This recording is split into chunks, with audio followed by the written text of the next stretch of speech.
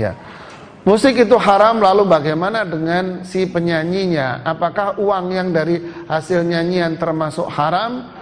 Iya haram, Pak. Rasulullah SAW mengatakan di dalam hadis riwayat Imam Ahmad, hadis sahih, innallaha idza harrama syai'an harrama thamanahu. Kata Rasulullah, jika Allah mengharamkan sesuatu, maka Allah pun mengharamkan hasilnya.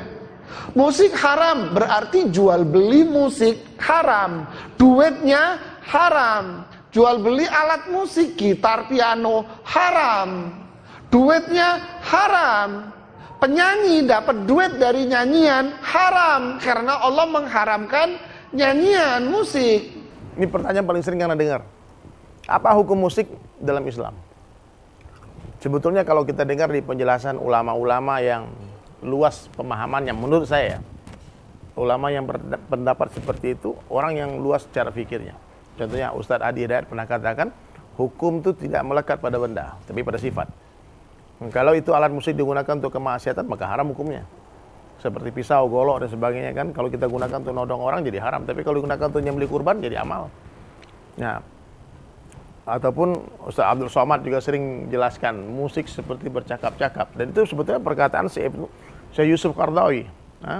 Beliau masih hidup sekarang, mufti besar, dan beliau nggak mungkin berhujah tanpa ilmu, sehingga Syekh Yusuf Qaradawi bikin satu kitab bab musik, tentang musik. Beliau jelaskan semua tentang musik, dan Maher Zain itu pernah langsung datang kepada Syekh Yusuf Qaradawi dan menanyakan perihal musik yang beliau nyanyikan, dan beliau dapat ijazah. Oke, boleh. Termasuk saya pun datang ke banyak-banyak guru untuk menjelaskan tentang musik yang saya nyanyikan hari ini, yang orang katakan musik religi, dan itu mubah-mubah saja, boleh-boleh saja. Tapi kalau musik-musik yang mengajak kepada kemaksiatan, yang melalaikan, liriknya mengajak kepada pemujaan syaitan, mengajak kepada perzinaan, ya jelas haram. Ataupun timingnya, waktunya, waktu main musik azan sedang berkumandang, kita masih genjreng-genjreng, haram. Jadi kalau bicara musik, mesti bicara waktunya kapan, siapa yang menyanyikan, apa yang dinyanyikan, di mana dinyanyikan. Ya. Kalau kita bawa gitar, bawa drum, masuk ke dalam masjid, kita main-main, jelas bukan tempatnya.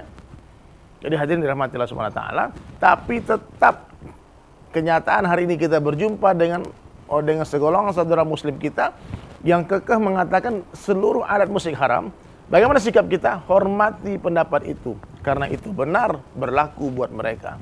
Karena mereka adalah orang-orang saleh yang betul-betul hanya sibuk dengan zikrullah, sibuk dengan ibadah, sibuk dengan kajian-kajian, dengan dakwah, dengan ta'lim, sehingga bagi mereka mendengarkan musik itu seperti mendengarkan racun, mendengarkan perkara-perkara yang sangat merusak iman mereka.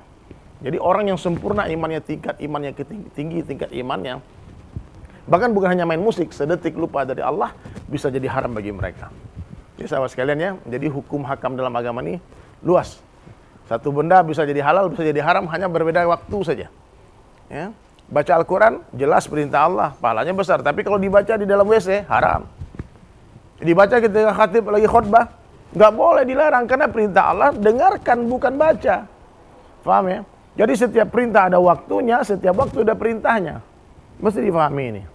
Ya, jadi sahabat sekalian, saling menghormati, jangan hanya gara-gara beda masalah pendapat ini, satu mengatakan musik haram, ini katakan musik boleh, kemudian dia berantem. Ini masalah furu'iyah. Nggak ada masalah ya. Pokoknya usul saya bagi teman-teman yang berpendapat musik haram, tutup telinga kalau masuk mall, tutup telinga kalau naik bis kota atau kemana-mana, karena di sana banyak alat musik. Begitu juga kalau handphone jangan ada ringtone dan sebagainya, karena itu pun alat musik. Ataupun kalau ada lagu Indonesia Raya lagi dikumandangkan, antum tutup telinga, karena itu pun ada alat musik. Atau mau pergi ke Saudi Arabia, di sana pun ada national anthem mereka, lagu kebangsaan Saudi Arabia, full orkestra. Itu alat musik. Dan antum mesti tutup telinga, karena kalau antum mendengarkan kemudian angguk-angguk kepala, goyang-goyang, joget-joget, jempol, antum berdosa. Kenapa? Karena telah menikmati perkara yang antum yakini keharamannya. Insyaallah ya. Semoga Allah beri paham. Rokok haram, Anda jual rokok haram, nanem tembakau haram. Enggak, tembakau buat yang lain. Emang ada tembakau buat sayuran, Ibu? Apa hukum orang merokok?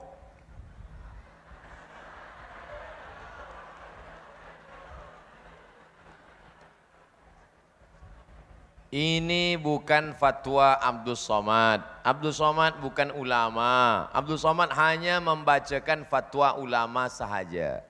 Pertama, Mufti Mesir, Syekh Ali Jum'ah. Kata Syekh Ali Jum'ah, Mufti Mesir rokok haram. Mufti Mesir satu lagi, Syekh Nasr Farid Wasil. Kata Syekh Nasr Farid Wasil, rokok haram. Mufti Saudi Arabia, rokok haram. Saya tak tahu di Sabah rokok haram ke makruh. Ustaz Abdul Somad merokok, saya tak merokok. Itu fatwa ulama. Adakah ulama yang memfatwakan makruh? Ada. Sebab kata dia di Quran tak ada ayat menyebut ya ayyuhalladzina amanu inna rokok haram, tak ada.